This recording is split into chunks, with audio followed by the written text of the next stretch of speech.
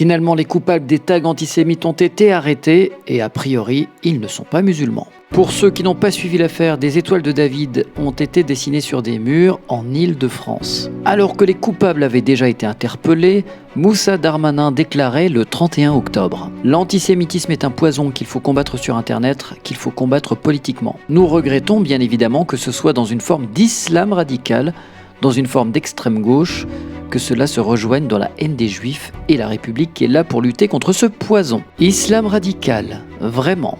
À propos de la hausse des actes antisémites sur LCI, Pascal Perry déclare qu'il y a un antisémitisme couscous. L'éditorialiste de CNews, Kevin Bossuet, appelle lui à une journée nationale avec kippa. Les Français la porteraient en signe de solidarité avec la communauté juive. Moi, perso, une fois par semaine, le seul truc que je mets sur ma tête, c'est un ballon Kipsta. Kevin, voyons, si on commence à porter en signe de solidarité avec la communauté juive une kippa, faudra faire pareil pour la communauté musulmane. Et en proportion du nombre de victimes en Palestine, il va falloir mettre le voile intégral toute l'année.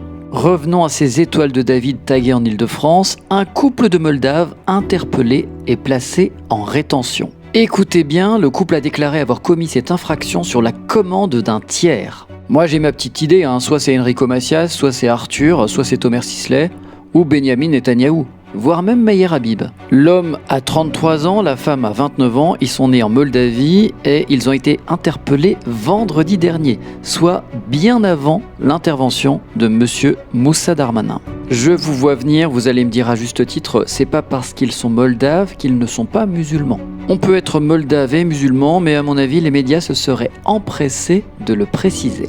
Toutefois, le parquet a précisé ne pas savoir si ces tags ont pour but d'insulter le peuple juif ou d'en revendiquer l'appartenance, notamment puisqu'il s'agit de l'étoile bleue et non jaune. Aux Nations Unies, par exemple, l'ambassadeur d'Israël avait porté une étoile jaune. Et ça, c'est antisémite, non ?